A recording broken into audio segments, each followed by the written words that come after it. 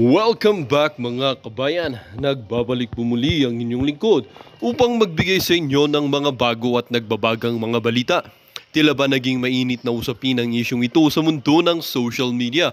Gumuho ang mundo ni na Presidente Kuting at Lizatanas Mags matapos kumantang Senado laban sa kanila. Sa isang makasaysayang pagdinig, isinawalat ng ilang mga senador ang mga di umano'y katiwalian at anomalya na kinakasangkutan ng mag-asawa. Ayon sa mga ulat, ang mga testimonya ng ilang mga dating opisyal ng gobyerno at ilang whistleblowers ay naglalaman ng mga nakakagulat na impormasyon tungkol sa umano'y mga iligal na gawain ni Lizatanas Mags at Presidente Kuting. Kabilang dito ang mga usapin ng korupsyon, paggamit ng pondo ng bayan para sa personal na kapakinabangan o kapakinabangan at iba pang mga irregularidad. Panahon na para managot ang mga nasa kapangyarihan. Hindi natin nahayaang mamamayani ang katiwalian. Ayon sa isang mga pangunahing tagapagsalita sa pagdinig, hindi rin nagpahuli ang Kamara sa pag-aksyon laban sa mag-asawa. Agad silang naglunsad ng kanilang sariling investigasyon upang lalong paigtingin ang paglilinis. Hindi na tayo papayag na balewalahin ang mga hinaing ng bayan. Kailangan nating bigyan ng hustisya ang bawat Pilipino, sabi din ng isang tagapagsalita. Samantala, patuloy na idinidiin ni Lizatanas at Presidente Kuting na walang katotohanan ang mga paratang laban sa kanila. Ito ay isang malaking pagsasabwatan lamang upang pabagsakin kami, pahayag ni Lizatanas sa isang press conference. Gayunpaman mga mamamayan ay nag-aabang sa susunod na kabanata ng kontrobersyang ito. Marami ang umaasang lalabas ang katotohanan at mabibigyan ng hustisya ang bayan. Sa kabila ng mga pagtanggi, ang dami ng mga ebidensyang inilalabas ay tila nagpahiwatig ng isang mabigat na laban para sa mag-asawa.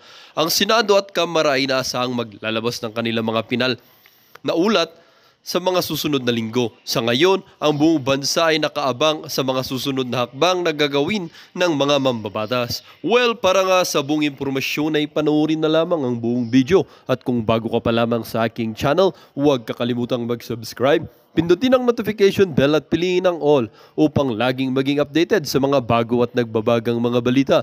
At sa mga solid viewers naman natin dyan, maraming salamat naman po sa patuloy na pagtangkilik sa ating channel. Tuloy-tuloy lang po ang laban para sa katotohanan at para na rin sa kinabukasan ng ating pinakamamahal na bansang Pilipinas. Imagine nyo 10 flood control project. Nagkakahalaga ng 500 billion. So yung ipinagyabang niya sa inyo na 5,500 na natapos na, ilang trillion kaya? Okay? Billions o trillion pesos ang ipinondo niya doon na hindi nyo naman nakita ang resulta. Kasi dyan sa Metro Manila, nilagpasan pa yung bagyong Ondoy. Ako ay lumaki ng Manila. Nakaranas ng baha simula nung kabataan. Pero hindi ko nakita na ganyan buong Metro Manila ay baha. Pasig, Quezon City, Marikina, all over. Nasaan yung 5,500 na flood control na ipinagmalaki ni Marcos Jr. sa kanyang zona? Pakinggan natin dahil ito ang sabi niya. Okay? Natin ang kanyang kasinungalingan. Ito mga palangga. Ito yata yun. Alright. Grabe itong itong bangag na ito, ha? Okay? Kasi pag-uusapan natin kung ano pinagkaabalahan ng mga walang flood control project ang natapos na at marami pang iba ang kasalukuyang ginagawa sa buong bansa. Ulitin natin. Mahigit 5,500 flood control project ang natapos na at marami pang iba ang kasalukuyang ginagawa sa buong bansa. Okay. Narinig nyo yun, pinalakpakan siya. Sinabi ba ni Marcos Jr., mga kababayan, kung saang mga areas o saang mga lugar yung flood control na pinagsasabi niya? Ibig sabihin, sinungaling na naman. Nagsinungaling na naman sa inyo kasi alam ng Pag-asa, sila yung weather forecasters. Ibig sabihin, bago pa dumating ang bagyo sa Pilipinas, ay alam na ng Pag-asa, ng ahensya ng gobyernong ito para maabisuhan ang taong bayan na may parating na bagyo, mapaghanda sila, mapalikas sila. Pero ano ang pinagkabalahan nitong mga bangag Anong pinagkabalahan ni Abalos ng PNP, ng DOJ, ng NBI? Dahil itong mga ahensya ng gobyernong ito, interconnected yung mga yan kapag mayroong disaster. Diba? Imbis na magtalaga ng task force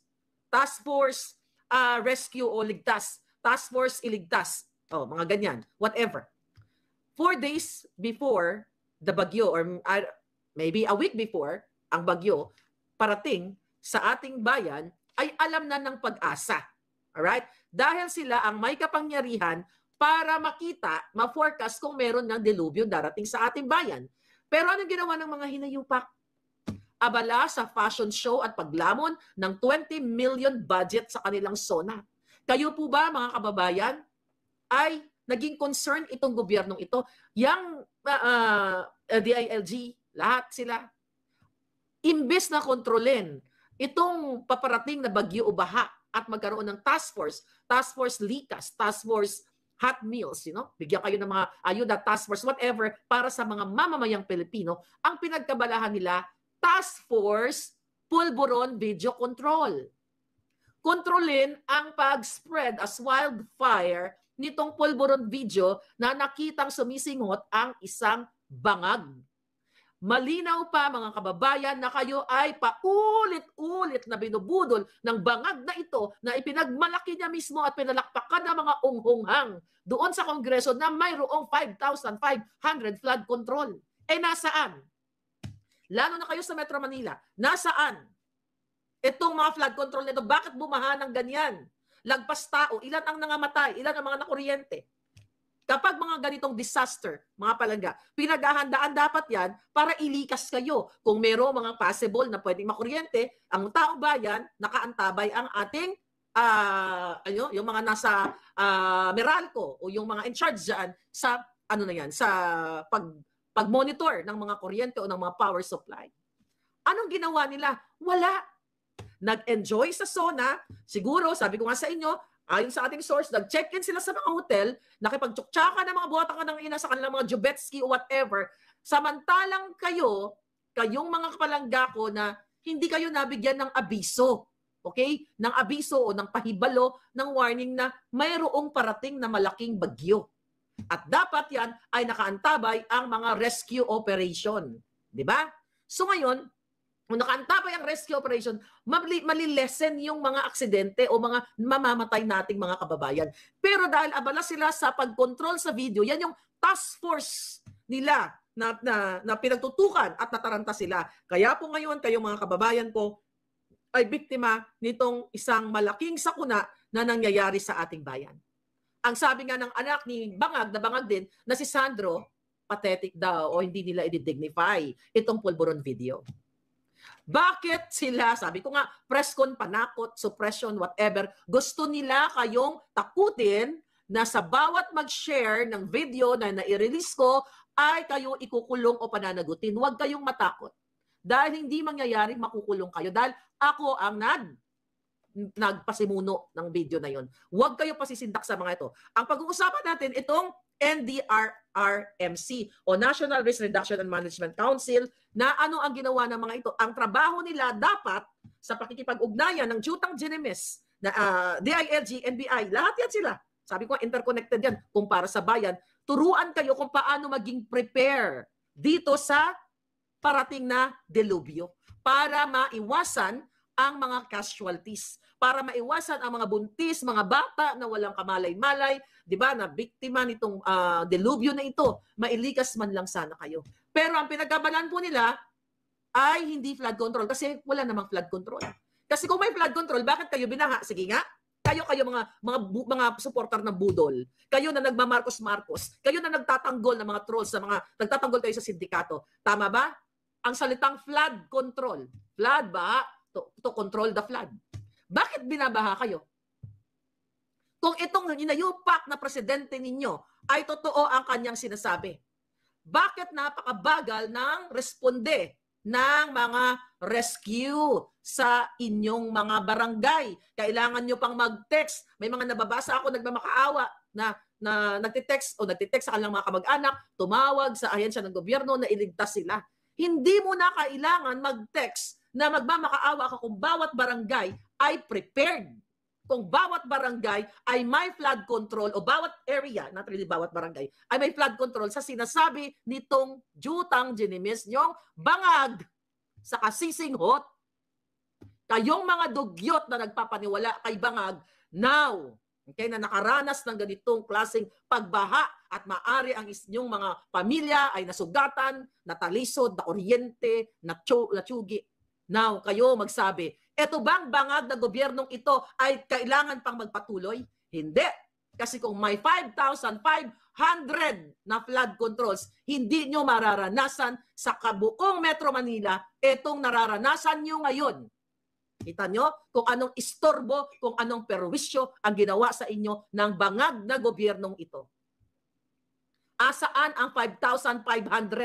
At they're spending billions of billions ng pera ng bayan. Di ba? Wala ka makikita. May mga nagre-rescue, di ba? Tapos ang mga gunggong, hahanapin si Inday Sara. Bakit si Inday Sara ang hinahanap nyo nandyan? Abala ang kanyang opisina sa paghatid ng mga relief goods na walang nakalagay na pangalan niya o mukha niya, kundi tanging OVP lang. Pero si Romualdez at ang bangag na ito, yung mga pagmumukha nila nakalagay doon sa flood control. At bakit si Inday Sara ang hanapin nyo? Si Inday Sara ba ang presidente, mga hunghang? Si Marcos Jr. nag-meeting dyan sa NDRRMC na yan, okay, sa National Disaster Team na yan. Ngayon ka pa lang mag-meeting, buha ka ng Genemes, mga kababayan, kung kailan nanlubog na sa baha, kung kailan may nangamatay na. Ngayon ka pa lang mag-meeting, gamitin nyo yung utak ninyo. Binagdagago kayo ni Pulburon, Kuting. Ngayon ka pa lang, 4 na araw, 5 araw, o 1 linggo, alam na ng Pag-asa na may darating na bagyo. Ngayon ka pa lang mag-meeting. Kung hindi ka ba naman adiktador, sabi ni Palangga, aanhin mo ang damo kung patay na ang kabayo, sabi ni Arcelia Sinea, ang pinagkaabalahan Task Force Tenga, sabi ni Sandra Gombok Palangga, yan, ng hakbang na maisog Canada. Hindi maganda ugaga sa pagtahi-tahi ng kasinungalingan. Eksakto. Hindi nyo kasi binasa yung fine print flood control projects except sa mga lugar na palaging binaba, sabi ni Lester. Mga bangag nga. Okay? Pinagkabalaan yung tenga. Pinagkabalaan nila kung paano nila kontrolin tayong lahat at kontrolin yung video na hindi malaman ng buong Pilipinas na may isang bangag na presidente. Yan ang pinagkabalahan ng mga yawa. Alright? Okay. Ngayon, okay, really. Ngayon, mga kababayan, ano ang ginagawa nila ngayon? Wala. Kasi hindi nila pinaghandaan para iligtas ang inyong buhay. Di ba? Wala silang pakialam sa inyo. Wala pakialam si Marcos Jr. sa inyo. Ang dami na nga namatay. Okay? Ang sabi nga dito ay nahigitan pa nga itong Bagyong Undoy. Yung Bagyong Undoy noong 2009, ang dami na nangamatay ay nahigitan ng Karina. Okay? At ngayon, by the way, panawagan ko sa inyo, sa lahat ng mga nanonood sa akin, wag na wag kayong mag-donate ng pera sa GMA, sa ABS, sa News 5, sa lahat sa kanila. Kasi nanginglikom na naman sila ng pera ngayon. Wag na wag kayong magbigay. Kasi gagamitin na naman nila kahit sa mga ahensya ng gobyerno ang itong disaster na naranasan ng ating bayan para manglimos sa inyo. At hindi yan makakarating ng buo. I'm telling you.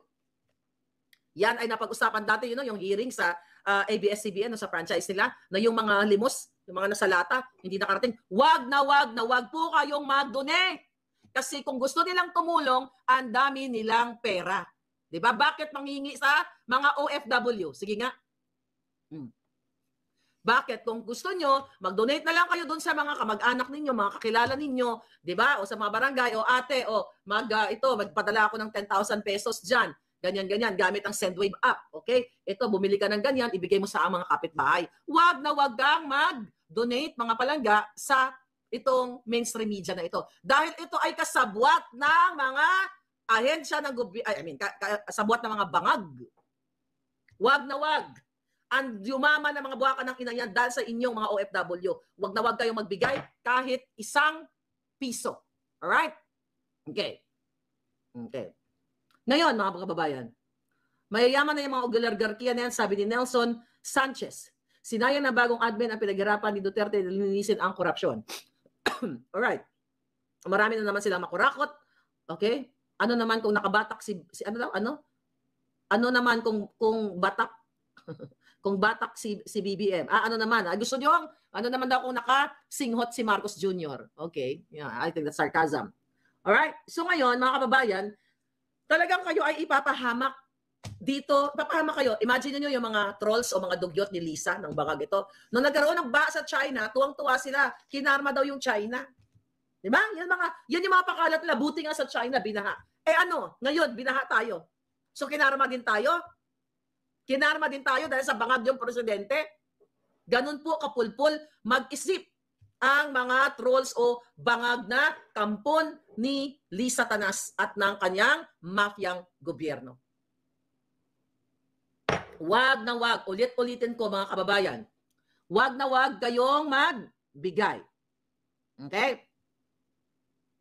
Sabi ni Maki Palad, tama Marika sa SMS sa QOJC members. Okay? Watching from Indonesia.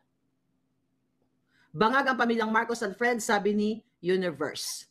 Alright? Okay. Ano? Pang Starbucks lang? 5,500 na flood control ni Bangag. Yes. Nasaan na yung EDCA? Yeah, that's good. Diba? The reason, kaya merong mga EDCA sites, imagine mo yung unang salvo pa lang nung umupo si Bangag Jr., ang EDCA sites daw ay nandyan sa Pilipinas para tulungan tayo, para tulungan ang EDCA sites na, ang EDCA namin, okay, EDCA, okay, naming mga Amerikano, kaya nandyan sa Pilipinas para tulungan kayo para sa mga ganitong klaseng kalamidad, para sa ganitong mga disaster. May nakita ba kayo? May nakita ba kayo, mga kababayan? Oo, ang dami talagang trolls, mga pakana, lahat yan ni Lisa Tanas. Grabe na talaga, sabi ni Maribik Tadjama, kawawa na itong ating bayan na disgrasya na sa mga baha. Nakikita nyo naman, di ba? Nakikita nyo ngayon, nararamdaman nyo ngayon na kayo ay nagsasakripisyo, whether you like me or not, galit kayo, pero nakikita nyo mga kababayan kung ano ang pinagkaabalahan ng bangag na gobyernong ito. Baha, binaha na kayo. Sabi ko nga, maaari nyo mga kamag-anak ay na-diskaril dahil sa dahil sa dilubyo na ito. Pero one day ago, ito nga bagong Pilipinas ni Bangag Jr., talagang walang ginawa kundi imbestigahan daw ang nagpakalat ng sabi nila peking video ni Bangag. Peking video, really? Peke daw. Sige nga, kaya nga sina-challenge ko itong Bangag nyong presidente. The only solution para mapasinungalingan ng bangag na ito ay magpulburon test siya. Hair follicle pulburon test. End of story. Pero bakit ayaw ni Bangag magpapulburon test? Bakit? Kasi patuloy na sumisingot at dumudugo ang ilong habang siya ay kinukutsara ang pulburon. Huwag kang magsisinungaling Bangag dahil ikaw ay bangag na bangag. Huwag mong pinagluloko. Kayong mga kiss-ass, ikaw, Abalos ng humingiwi din, kayong mga tagapagtanggol ng bangag na presidenteng ito, ang laki ng kasalanan nyo sa bayan dahil alam nyo na dorogista, bangag, pulburonic, si Marcos Jr. Alam ni Senator Amy Marcos, bakit Senator Amy ayaw mo magsalita ngayon? Hindi ba hinahanap mo ang video for 2 years? It just so happened na unahan ka namin ng aking mga angels. Itodo na natin to. Hinahanap ni Senator Amy ang pulburon video na yan for 2 years. Kasi para gamitin niya sa kanyang kapatid para hawakan niya sa leeg at kay Lisa Tanas. Kaya lang naunahan ko, Senator Amy, magsalita ka kung mahal mo ang Pilipinas, which is I doubt it. Diba? Hinahanap mo yung pulburon video na yan. Okay? Inilako yan sa'yo. Yung video na yan. Pero ayon sa aking source, ay ayaw mong bilhin nung time na yon. Nilako daw yan eh. Okay? So para gamitin mo kay Marcos Jr. sa kapatid mo para gumawa ng tama or what? At wala kang balak ilabas ang video. Kaya ako na naglabas. Mga kababayan, wala naman pala talagang balak ilabas si Amy Marcos na ilabas ang video na yan kung siya ang may hawak niyan. Gagamitin lang niya para sumunod sa kanya yung kanyang kapatid. Huwag tayo magsisinungaling dito. Malalaman ng taong bayan. Okay? Ang mga bagay-bagay. Okay? Huwag tayong magsisinungaling, Senator Amy Marcos. Kung gusto mong iligtas ang sinasabi mong mahal mo ang bayan, ngayon magsalita ka na. Pareho tayong naghahanap ng video, di ba? Naghahanap ka, naghahanap ako. Kaso nauna akong nahanap yan. Naunang may nag-send yan. Now, ako inilabas ko kasi wala akong vested interest. Inilabas ko yung video na yan para malaman ng taong bayan. Hindi para itago kasi kukontrolin ko si Bangag. Yan ang totoong kwento niyan, mga palangga. Alam ni Senator Amy na may video. Hindi lang niya ako kayang kontrolin na para i-keep yung video na yan. Now, sinasabi ko sa inyo yung totoo, magkaalaman na tayo dito. Alam ni Senator Amy na adik ang kapatid niya. Diba, Senator Amy, anong sasabihin mo? Sabihin mo na ngayon, uunahan ko na. Diba, ang sabi mo, na kapag lumabas na yung video, ang sasabihin mo sa kapatid mo, magpahinga ka na lang muna, bongbong. Mag-relax ka muna. Yun ang sabi mo eh. O, asan ka na? I'm waiting for you. Alam po ni Amy Marcos ang video na yan. Alam niya na yung video na yan ay ang kapatid niya. Total, gusto niyo akong kasuhan at gusto niyo makipag-coordinate ka mo dito sa Amerika.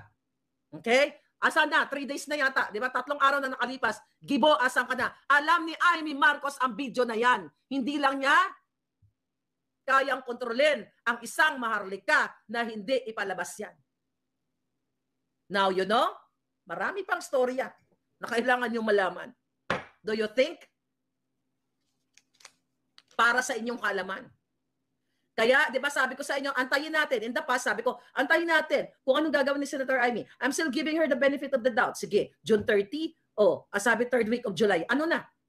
Once na mag-turn over si Inday, i-turn over niya yung, what you call it, yung pagiging sekretary niya dyan kay Angara. Asan ka na, Senator Amy? Ayun, binukelya ko na. Alam mo na itong video na to kapatid mo. Huwag tayo maglokohan. Tapos yung kapatid mo at ang mga aliporis na, what? Video control, task force video control? Baka magkawindang-winda kayo lahat. I'm not threatening you. Hindi nyo alam, mga palangga, ang pwede mangyari sa mga susunod na panahon, mga susunod na araw. Marcos Jr., alam ng kapatid mo, ikaw ang nasa video. Kaya tigilan nyo ang panggagancho nyo sa Pilipino. Alam na alam ni Amy yan. Behind the scene. Yan ang katotohanan. Ay, hindi ko alam kung kailan siya magsasalita. Para what? Sige nga. Para i-save mo yung sarili mo sa susunod mong political career. Sinusumpa ako sa inyo. Alam niyo, tatakot ako sa panakot nilang makikipag-ugnayan sa US dito. Anong kaso ko? Sige nga. Anong gagawin sa akin ng Amerika? Nagmas ano ba ako? Nagbangbang ba ako? May kinitil ba akong buhay? Nakatulong pa ako sa buong mundo na ipalabas at ipakita na ang Pilipinas ay may isang bangag na presidente at that is public interest. Di ba? Public interest na ang Pilipinas, ang presidente ay addictus benedictus at alam ng kapatid niya. Kailan ka magsasalita, Amy Marcos? Alam mo, ang video ay kapatid mo. Tigilan mo kami. Kung hindi ka magsasalita, well, pupuruhan ka ng taong bayan. Di ba? Sabi ni Infinity Ultron, BBM resign. Eto, Senator Amy, nagkandamatay na mga kababayan mo. Anong poprotektahan mo? Political interest mo o yung bayan? Alam mo na lumuhod ka. Okay? Para hindi ilagay sa narco list ang kapatid mo. Kaya sabi ni Pangulong Duterte, bangag na bangag ang kapatid mo. Tinanong mo ko na kung si Pebbles Talakera ba ang inuutosan ni Lisa na nagpapabili ng pulboron o yung shab-shab para sa kay bangag. Huwag tayo magsinungaling. Tatayuan ko yan kahit saan tayo makarating. Now, hindi ka magsasalita. Ikaw, Inday Sara. Alam ko, magkaibigan kayo. Kailan ka dahil magsalita? Ano ba ang napag-usapan nyo ni Amy? Ginugurgur ka na, hindi lang ikaw. Ako, kami na nagsasalita. Ginugurgur na kami lahat. Ayan, gusto pang arestuhin ang lahat na mga nag-share. Huwag kayong matakot. Mag-share kayo dahil right now at this point for 2 accounts ng Facebook account na nandoon sa event ko, okay, 2 days ago, ay nasa 20, kung di ako nagkakamali, more or less, nasa 24 million views na. 2 tao pa lang ang nag-post. And these people, wala silang following na katulad ni Harry Roque na 1.5 million ang following. Tapos ang views ni Spokes Harry, 26,000, 30,000, 50,000. And these people, nung nandoon ako sa party, sabi ko, turn on nyo ang inyong mga Facebook live. And these people, walang ganong following. Si Chris Lam, ang following, I think 14, 15,000. Si Rob, ang following niya, I don't know, mga ganon din, 10,000 siguro. Tapos itong 2 taong ito na nandoon sa aming event, combined views, what? How much? Almost 24 million. And kay Kuting, ang sona ni Kuting, 500, baka 600,000 views lang. So, ibig sabihin, nag-spread as wildfire. Kaya naman, kaya sila nagtalaga ng task force, what? Task force, Pulburon Video Control. Imbis na flood control, video control. Kasi, alam nila na si Bangag ang nasa video at authenticated yon. Alam ni Amy Marcos na kapatid niya. Dahil may nakarating naman sa kanyang impormasyon bago ilabas ang video na yon. Di ba? Now what? Aba, ang daming mga ni Lisa Marcos Ang daming ngayon ang daming binayaran ng mga buwakan ng Genemis Oh. AI ang video. Ano daw? Well, dito nga nagtatapos ang bidyong ito. Kayo naman po ang aking tatanungin mga kabayan. Ano naman po ang inyong mga reaksyon sa balitang ito? Ang ating comment section ay bukas para sa inyong mga samot-saming reaksyon at komento. Lagi niyo pong tatandaan na bilang isang mamamayan ng bansang Pilipinas at bilang isang butante at bilang isang matapat na mamamayan na nagbabayad ng buwis dito sa bansang ito ay kailangan din natin magsalita at mag-react. Huwag kakalimutan, do not let your thoughts left unspoken. As citizen of this country, your thoughts matters. Muli po, kung bago ka pa lamang sa aking channel, huwag kakalimutang mag-subscribe at pindutin ang notification bell upang laging maging updated sa mga bago at nagbabagang mga balita. Huwag din kakalimutang mag-iwan ng like at i-share ang bidyong ito upang ang inyong pamilya, kaibigan at kakilala ay maging aware din sila sa kung anong nangyayari sa ating pinakamamahal na bansang Pilipinas.